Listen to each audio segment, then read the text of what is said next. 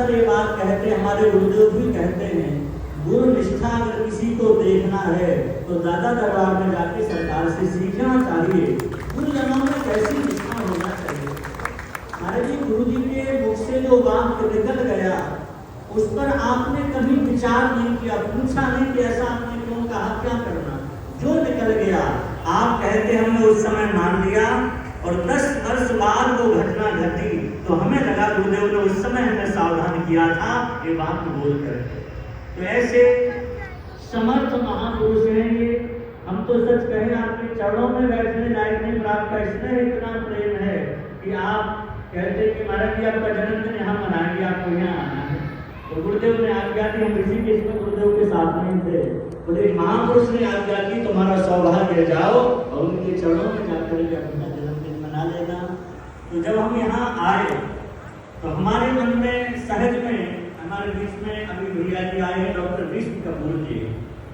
ये सरकार इनके मुख पर हम प्रशंसा नहीं कर रहे हैं, पर ये भी इस रूप में रह करके साधु हैं, ऐसा इनका जीवन है। और हमारी किशोरी जी के लिए इनका जो भाव है, बहन वाला भाव, सिद्ध भाव है। जैसा भाव था उसी तरह आपका बड़ा सिद्ध भाव है। खूब उत्सव महोत्सव करते, प्रतिवर्ष हमसे कहते, पर जिस समय अपना बेड़ी घाट में उत्सव होता तभी आपके यहाँ उत्सव होता है। इसलिए हम बार बार कहते कि हमको दादाजी के यहाँ हाजिरी लगानी होती है। हमने कल टेलीफोन से सूचना दी, मैसेज दिया, उन्होंने कहा भैया जी हम यहाँ हैं और एक महापुरुष के चरणों में आए हैं अपने जन्मदिन को मनाने के लिए, उनको प्रणाम करने।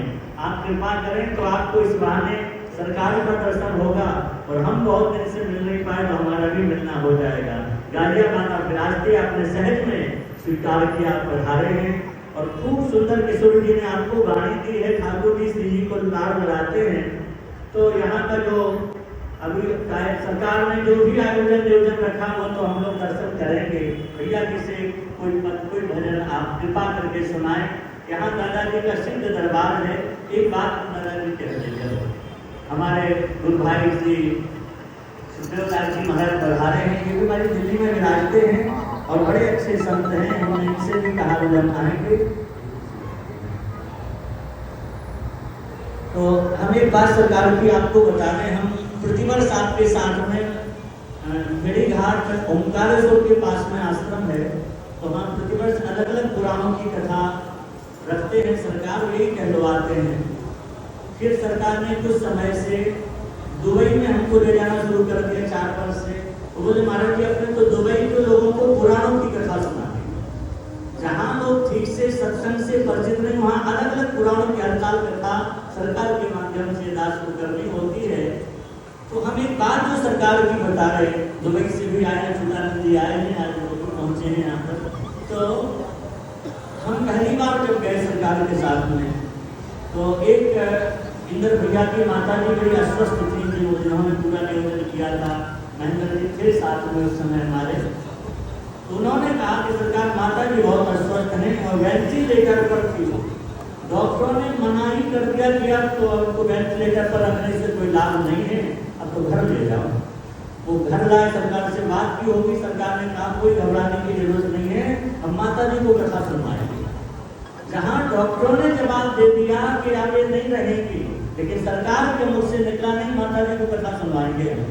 और पहले दिन की कथा उनके घर में रखी और सरकार ने कहा कुछ नहीं होगा। वेंटिलेटर लगा था तो हमने देखा उनका मुंह खुला का खुला, लेकिन शरीर में प्राण थे।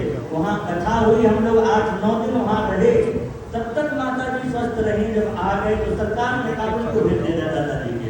जब आपने कहा तो वो भगवान के धाम पर आ रही है।